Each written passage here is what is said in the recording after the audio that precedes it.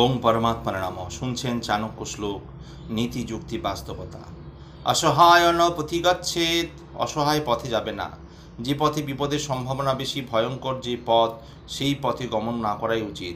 কিন্তু অনেক ক্ষেত্রে দেখা যায় সেই পথে যাওয়া অত্যন্ত প্রয়োজনীয় হয়ে পড়ে, তখন সেই পথে যাওয়ার জন্য কোনো সহযোগিতা নেওয়ার প্রয়োজন হয়ে পড়ে।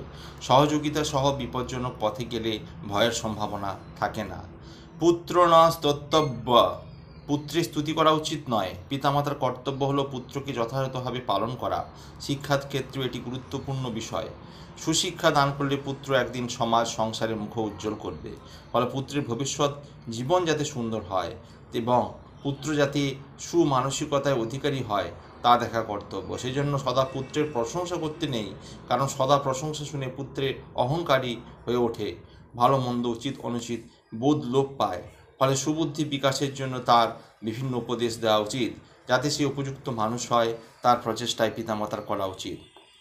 স্বামী স্তত্যব্য সর্বাণুজীবিভি, প্রভু স্তুতি করবে সকল অনুজীবীগণ। প্রভু ভৃত্যের সুসম্পর্কের মধ্যে সামঞ্জস্য থাকা উচিত। ভৃত্য সকল যার অন্নে প্রতিপালিত হয় তার প্রতি অনুগত থাকা উচিত। প্রভুরও উচিত অন্নদাতা হিসাবে তাদের উপর অত্যাচার না করা, সহনশীলতা ও মনুষ্যত্বের পরিচয় দেওয়া। তাই উভয়ের সুসম্পর্ক গড়ে ওঠা উচিত। ধর্মকৃত্যম দপি স্বামীন মেব ঘোষয়েৎ, ধর্মকার্যেও রাজার অনুমতি প্রয়োজন, কারণ রাজার বা প্রভুর কোনো গুরুত্বপূর্ণ কাজে বিঘ্ন ঘটে না বা তার কোনো উপস্থিত বিপদ থাকলে রাজা প্রভুর সহযোগিতা লাভ করা যায়। রাজাজ্ঞাং নাতিলঙ্ঘয়েৎ, রাজার আদেশ অমান্য করবে না। রাজার আদেশ মানে নিয়ম। প্রতিটি মানুষেরই রাজার আদেশ মান্য করা উচিত, কারণ তাতে রাজ্যের আইন শৃঙ্খলা মান্য করা হয়। আইন শৃঙ্খলা মানলে কোনো বিশৃঙ্খলা সৃষ্টি হয় না।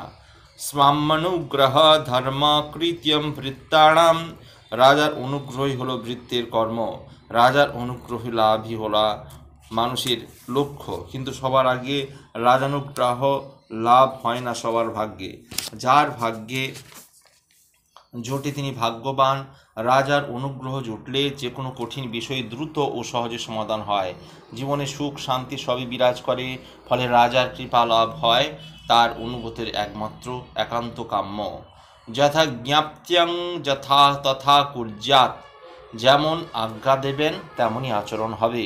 রাজার আজ্ঞাই কথা, রাজার বাক্যই হলো বেদ বাক্য। যেমন আদেশ দেবেন তার অনুগতগণ তেমনি কর্ম করবে, অন্যথা করা উচিত নয়। সবিশেষ বাকুর্যাৎ, রাজার আদেশ কার্যকর করবে। রাজার আদেশই কার্যকর করা উচিত। তিনি যেমন আদেশ দেবেন তেমন আদেশ পালন করা উচিত, অন্যথায় সমস্যা দেখা দিতে পারে। স্বামীনা ভীরু কোপযুজ্যতে, রাজার নিকট ভীরুতার কোনো কাজ নেই। রাজা রাজকার্য চালান, প্রজা পালন করেন, এটি অত্যন্ত সাহসিকতার কাজ। ফলে রাজাও সাহসী ব্যক্তিকে যেমন তার সাহসী কর্মকে সবসময় সমাদর করেন। সৎ সাহসী কর্মক্ষম ব্যক্তি সর্বদা রাজার অনুগ্রহ লাভ করে। নাস্তনার্যস্য কৃপা, অনার্যের কৃপা থাকে না। যা কিছু শুভ সদ্গুণ ও শিক্ষা ও আর্য জাতির অধীন, অনার্য জাতির কোনো শিক্ষা সদ্গুণ থাকে না। ফলে দয়া মায়া কৃপা অনুকম্পা তাদের মধ্যে দেখা যায় না। নাস্তি বুদ্ধিমতাং শত্রু, বুদ্ধিমানের কোনো শত্রু হয় না। বুদ্ধিমান ব্যক্তি শিক্ষায় দীক্ষায় সততায় উন্নত হয়, তাদের মনের বিকাশ সুন্দরভাবে ঘটে। বুদ্ধিমান ব্যক্তি সেজন্য কারো নিন্দা সমালোচনা করে না, তারা কখনো অন্যের ক্ষতি করে না। এইসব গুণাবলী থাকার জন্য তারা সব মানুষকে বশীভূত করতে পারে। তারা সবাই ফলে তাদের বন্ধুরূপেই পায়, কেউ তাদের ক্ষতি করে না। শত্রুং ন নিন্দিত সভায়াম, শত্রু নিন্দা করবে না সভাস্থলে। সভাস্থল বলতে বহু মানুষের সান্নিধ্যে যে কোনো ব্যক্তিকে সবার সামনে নিন্দা বা তিরস্কৃত করা উচিত নয়। অত্যন্ত গর্হিত অপরাধ করলেও এরূপ থাকা উচিত নয়, কারণ তখন শত্রু বলে চিহ্নিত কারো আরও বেশি জেদি ও ক্রোধান্ধ হতে পারে। ফলে শত্রুতায় কখনো নিরসন হয় না। নাত্যছিদ্র্যাং প্রকাশয়েৎ, আত্মছিদ্র প্রকাশ করতে নেই। মহাপুরুষগণ উপদেশ দেন যাতে মানুষ নিজের গোপন করে রাখে। নিজের দোষ ত্রুটি কখনো অন্যের নিকট প্রকাশ করা উচিত নয়, বরং অন্যের দোষ ত্রুটি অন্বেষণ করে রাখা ভালো। প্রয়োজনে তা কাজে লাগতে পারে। শক্তেও ক্ষমা শ্লাঘনীয়া, ক্ষমাগুণে শক্তিগুণে ক্ষমা, শক্তি মানে ক্ষমাগুণ প্রশংসনীয়, ক্ষমাগুণ মহৎ গুণ। এটি ক্ষমাগুণের মাধ্যমে মানুষকে সহজে বশীভূত করা যায়, কিন্তু দুর্বল ব্যক্তির ক্ষমাগুণকে দুর্বলতাই ভাবা হয়, ফলে দুর্বলের ক্ষমাগুণ প্রশংসা দাবি রাখে না। শক্তিধর মানুষের ক্ষমাগুণ সবার প্রশংসা পেয়ে থাকে। ক্ষমাবাণীর সর্বং সাধয়তি, ক্ষমাশীল ব্যক্তি সকল কার্য সাধনে সক্ষর্থ। ক্ষমা হল মানুষের মহৎ গুণ। ক্ষমাশীল ব্যক্তি তার ক্ষমাগুণের দ্বারাই সমস্ত মানুষকে বশীভূত করতে পারে। ক্ষমাশীল ব্যক্তি সমস্ত ধরনের বিরুদ্ধ পরিস্থিতির সঙ্গে নিজেকে মানিয়ে নিতে পারে। এই মহৎ গুণের জন্য ক্ষমাশীল ব্যক্তি সকলের সমাধান লাভ করে থাকে। আপদ প্রতিকারার্থ্যং ধনমিষ্যতে, আপদকালে প্রতিকারের জন্য ধন প্রয়োজন। মানুষের জীবনে ধন সম্পদের গুরুত্ব অপরিসীম। ধনী ব্যক্তি তার নিজ ধন সম্পদের মাধ্যমেই যে কোনো দুরূহ কাজ সম্পাদন করে থাকে। হঠাৎ কোনো বিপদে মানুষের জীবনে নেমে আসলে ধন সম্পদই সেই বিপদ থেকে মানুষকে মুক্ত করতে পারে। সাহসবতাং প্রিয়ং কর্তব্যম, সাহসীর প্রিয় কাজ করা উচিত। সাহসী ব্যক্তি অনেক দুরূহ কার্য সমাধান করতে পারে। আর ধন সম্পদ লাভ করার জন্য সাহসী ব্যক্তির প্রয়োজন। মঙ্গলজনক অত্যন্ত দুরূহ কাজ সাহসী ব্যক্তি করতে পারে, ফলে সাহসী ব্যক্তিরই প্রিয় ও হিতকর কাজ করা উচিত। সা কার্যমদ্য করবিদ, কালকের কাজ কাজই করবে, আজই করবে।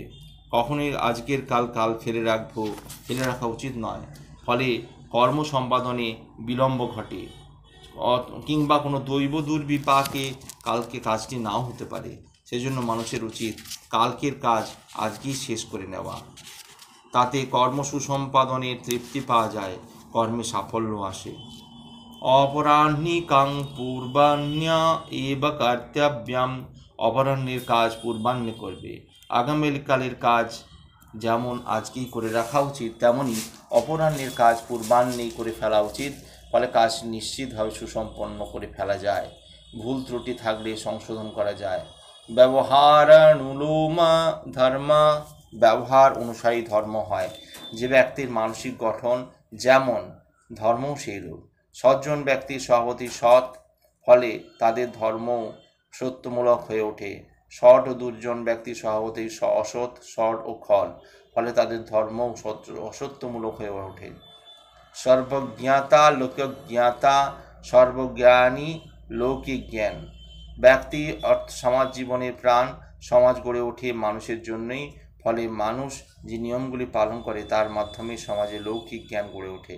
সাংসারিক ও সামাজিক সমস্ত জ্ঞানই লৌকিক জ্ঞান। ঈশ্বর সর্বজ্ঞ, তার কোনো ত্রুটি থাকতে পারে না, কিন্তু সমাজ সংসারের ক্ষেত্রে মানুষের যে জ্ঞান ও তাতেও খুঁত কিছু থাকে না। লৌকিক জ্ঞানে মানুষের নৈপুণ্যতাই প্রকাশ পায়। শাস্ত্রজ্ঞা পরলজ্ঞা মূর্খেষু নন্যা। ব্যবহার অনুসারেই ধর্ম হয়। যে ব্যক্তির মানসিক গঠন যেমন ধর্মও সেইরূপ। সজ্জন ব্যক্তি স্বভাবতই সৎ, ফলে ধর্মও সত্যমূলক। সৎ ও দুর্জন ব্যক্তি অসৎ, সৎ ও খল, ধর্মও তাদের অসত্যতামূলক হয়ে থাকে। সর্বজ্ঞাতা লোকজ্ঞাতা, সর্বজ্ঞানী লৌকিক জ্ঞান। যে ব্যক্তি সমাজ জীবনের প্রাণ, সমাজ গড়ে ওঠে মানুষের জন্যই, ফলে মানুষ যে নিয়মগুলি পালন করে তার মাধ্যমেই সমাজে লৌকিক জ্ঞান গড়ে ওঠে। সাংসারিক ও সামাজিক সমস্ত জ্ঞানই লৌকিক জ্ঞান। ঈশ্বর সর্বজ্ঞ, তার কোনো ত্রুটি থাকতে পারে না, কিন্তু সমাজে সংসারের ক্ষেত্রে মানুষের যে জ্ঞান তাতেও কিছু খুঁত থাকে না। লৌকিক জ্ঞানে মানুষের নৈপুণ্যতায় প্রকাশ পায়। শাস্ত্রজ্ঞা পরলোকজ্ঞা মূর্খেষু নন্যা। শাস্ত্রজ্ঞ লৌকিক বিষয়ে অজ্ঞ হলে সে মূর্খ তুল্য। লৌকিক বিষয়ে জ্ঞান থাকা সবারই উচিত, কারণ সংসারে ও সমাজে চলতে গেলে লৌকিক জ্ঞান অত্যন্ত প্রয়োজন। শাস্ত্রজ্ঞ ব্যক্তিরাও লৌকিক জ্ঞান থাকা উচিত, কারণ শাস্ত্রজ্ঞ ব্যক্তিও সমাজেরই অংশ। সমাজের মধ্যেই তাকে বাস করতে হয়, সেই জন্যই লৌকিক জ্ঞান না থাকলে তিনি মূর্খতুল্য। শাস্ত্র প্রয়োজনং তত্ত্বদর্শনম। শাস্ত্রের প্রয়োজনে তত্ত্বদর্শনের ক্ষেত্রে শাস্ত্র পাঠে বহু সন্দেহ নিরসন করা যায়। শাস্ত্র জ্ঞান হল অতীন্দ্রিয় পদার্থ জ্ঞানের দর্পণ। শাস্ত্রজ্ঞান জ্ঞানচক্ষুর উন্মেষ ঘটায়। যার শাস্ত্রজ্ঞান নেই, চক্ষু থেকেও সেই ব্যক্তি অন্ধ। শাস্ত্রজ্ঞানহীন ব্যক্তি তত্ত্ব বিষয়ে অন্ধ থাকে, ফলে সবারই শাস্ত্রজ্ঞান লাভ করা উচিত। তত্ত্বজ্ঞানং কার্যমেব প্রকাশয়তি। তত্ত্বজ্ঞান কার্য প্রকাশ করে। শাস্ত্র পাঠে তত্ত্বজ্ঞান লাভ হয়। তত্ত্বজ্ঞানের মাধ্যমে মানুষের জীবনে অন্ধকার দূর হয়, বুদ্ধির বিকাশ ঘটে ও তা কার্যে প্রকাশ করে। আজ এই পর্যন্তই। আগামী পর্বে চাণক্য শ্লোকের পরবর্তী অংশ শুনতে পাবেন। ভালো লাগলে অবশ্যই চ্যানেলটি সাবস্ক্রাইব করবেন ও পাশে থাকা বেল আইকন অবশ্যই ক্লিক করবেন। ওম পরমাত্মানে নমঃ।